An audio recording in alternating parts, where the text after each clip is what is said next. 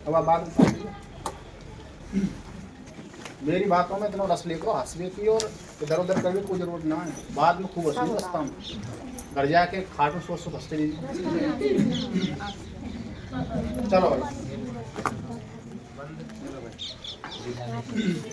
हाँ भाई, हमारा पार्ट कौन सा चल रहा था? हमारा जीव जनन कैसे करते हैं, यानी जीवों के अंदर रिप्रोडक्शन कैसे होता है। तो जीव के मामले में तुमको ये तो बात समझ में आती है कि मानव में निषेचन कैसे होता है। नर एवं मादा के बीच में रिप्रोडक्शन होने के बाद किसी जीव की या बच्चे की उत्पत्ति होती है। लेकिन ये बात सोचनी है कि पेड़ पौधा में निषेचन हो ना, समझे बात है। पेड़ पौधों में डायरेक्ट निषेचन नहीं होता। पेड़ पौधों में एक फूल होता है, पौधे का पेड़ का एक भाग होता है, फूल, तना, जड़, पत्तियां, टहनी, डुग्गे वगैरह। तो जो फूल जो होता है, फूल के अंदर नर एवं मादा रहते हैं। कौन रहते हैं फूल के अंदर? फूल के अंदर नर एवं मादा कैसे कैसे रहते हैं, कैसे उनके बीच में निषेचन होता है और कैसे एक बीज बनता है। भाई थोड़ी है, पेड़ में बालक पैदा है, बच्चे पैदा थोड़े होते हैं, लेकिन पेड़ों में क्या बनते हैं? बीज बनते हैं। और बीज से, उस बीज से दूसरा पौधा प्राप्त होता है हमें। लेकिन वो बीज बन के कैसे तैयार होता है, वो बीज बन के कैसे तैयार होता है, उस बात को समझेंगे। सबसे पहले हम बात करेंगे पौधे के चित्र के बारे में। किसकी बात करेंगे? चित्र के बारे में। पौधे का जो हमारा ये चित्र है, यानी कि जिसको बोलते हैं हम फूल का चित्र। तो फूल के चित्र में आपको ये वाला भाग जो दिखाई दे रहा है बीचों बीच में, इसको कहते हैं हम बीजांड। क्या बोलते हैं? बीजांड का मतलब होता है जैसे मादाओं में अंडाशय की तरफ जो फिलोपियन ट्यूब में अंड बनते थे ना, वो अंडाशय की तरफ जाकर यानी कि रक्तस्राव द्वारा बहाते थे या निषेचन द्वारा किसी जीव की उत्पत्ति होती थी। इसी प्रकार हमारे पौधे का जो फूल होता है, फूल के बीचों बीच में एक छोटा सा अंड रहे, जाते हमको क्या बोलते हैं? बीजांड बोलते हैं। क्या बोलते हैं? अगर कोई जीव होता है तो इसको अंडाणु बोलते हैं। क्या बोलते हैं? अंडाणु। लेकिन ये बीज है, पौधे के अंदर है, तो बीजांड बोल दिया। क्या बोल दिया? बीज का अंड या बीज का अंडा, ऐसे जा रहे। अब इसके ऊपर आपको ये ऐसे राउंड टेबल चीज दिखाई दे रही है ना, इसको हम कहते हैं अंडाशय। क्या कहते हैं? अंडाशय के भीतर होता है बीजांड, यानी कि अंडाशय के भीतर, अंडाशय के अंदर अंडा रखता है, ऐसे ध्यान रख सकते हो, जिसको हम क्या बोलते हैं? बीज का अंडा। इसके बाद आपको ऐसे दिखाई दे रहा होगा राउंड टेबल, ये वाली चीज, इसको हम बोलते हैं वर्तिका। क्या बोलते हैं? और आपको लास्ट में ये ऐसे फुलफुली दिखाई दे रही होगी डिजाइन सी, ये वाली, इसको हम कहते हैं तुम्हारा वर्तिका। आगे में अब तुमसे ये पूछा भाई साहब, ये बताइए पौधे के अंदर स्त्री के भाग कौन से होते हैं, या स्त्री केसर के भाग कौन से होते हैं, या मादा के भाग कौन से होते हैं, देसी भाषा में महिला के भाग कौन होते हैं? आप बोल सकते हो कि पौधे के अंदर भाई साहब एक तो वर्तिकाग्र नाम की महिला रहे, एक हमारी वर्तिका नाम की महिला रहे, एक कौन रहे? हमारी अंडाशय नाम की। यानी कि स्त्री केसर के रूप में तीन ही चीज होती है, जिनमें पहली होती है वर्तिकाग्र, दूसरा होता है वर्तिका, तीसरा कौन होती है? हमारी अंडाशय।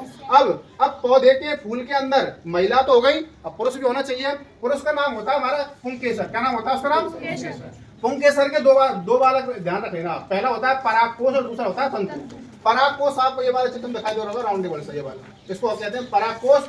और तंतु आप ऐसे याद रख सकते हैं, जैसे हमने जो गेहूं का पौधा होता है, गेहूं में फूल आता है बायल में, तो छोटे छोटे फूल हमें तुम्हारे वो जो धरे रहे ना, नेक तो जड़ जाए, उससे कहें तंतु। आगे में तंतु, यानी कि जो गेहूं को जो फूल बायल जो रहे वो आप तंतु से रहे, उन पर वो लगे रहे तुम्हारे फूल, उनसे कहें फूल। वो ऐसे ही एक दूसरे पर आते रहे और बीज का निर्माण करते हैं तुम्हारे, और हमने बात पकड़ी नहीं अब तक।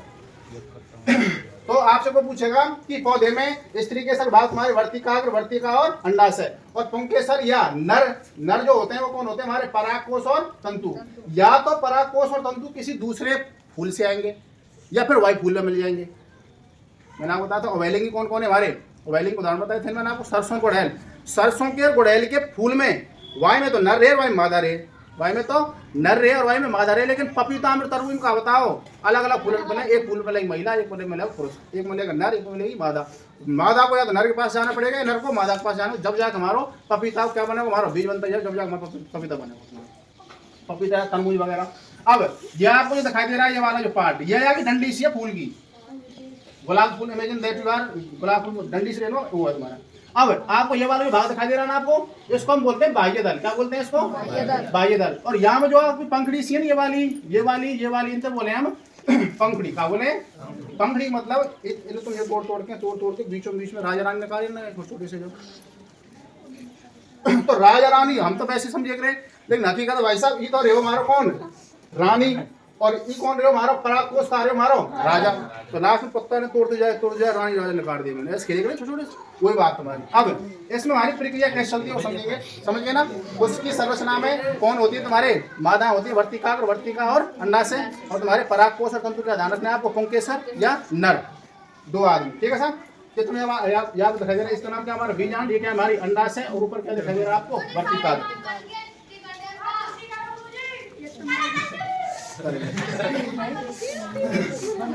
देखो अब तो समझ गए बात, समझ। बीज निर्माण की प्रक्रिया है, उसमें सबसे पहला पॉइंट हमारा परागकोश।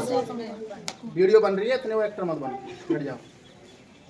बीज निर्माण की हमारी प्रक्रिया, उसमें परागकोश में उत्पन्न परागकण यानी कैसे आएंगे, या तो हवा द्वारा आएंगे, पानी द्वारा आएंगे, कोई जीव जंतु कोई छोटे मोटे कीड़ा मकोड़ा होगा वो उठा रहा हुआ है द्वारा, उसी फूल के वर्तिकाग्र पे होता है स्वपरागण। क्या होता है, स्वपरागण, मतलब ऐसे ध्यान रखते हो, वर्तिकाग्र में अपने आप वहीं कहा जाए, स्वपरागण होता है, परागण हो जाता है। दूसरा होता है हमारा दूसरे फूल के वर्तिकाग्र पे, अगर आप उसको बोलते हैं परपरागण, मतलब होता है पराया, यानी दूसरे से आना, दूसरा द्वारा स्थानांतरित हो जाते हैं। दूसरा पॉइंट हमारा, परागकण में एक नलिका विकसित होती है जो वर्तिका से होते हुए बीजांड की तरफ जाती है, ये वाली नलिका कह रहा हूँ, ठीक है। अगला, अंडाशय के अंदर नर व मादा युग्मक का निषेचन होता है तथा युग्मनज का निर्माण होता है, छोटे से बीज का निर्माण होता है नर मादा के बाद, निषेचन के बाद। अगला, युग्मनज में विभाजन होता है, विभाजन के बाद भ्रूण बनता है। देखो भ्रूण में और गर्भ में अंतर है, आप गर्भ को भ्रूण नहीं कह सकते, यानी कि आपका जैसे पेट में कोई बालक है, 1 दिनाते लेकर 7 दिनाके थे, या 1 दिनाते लेकर 2 दिनाके थे, कहेंगे भ्रूण, और 2 महीना से लेके और 7 महीना तक के कहेंगे गर्भवारो, ना समझे।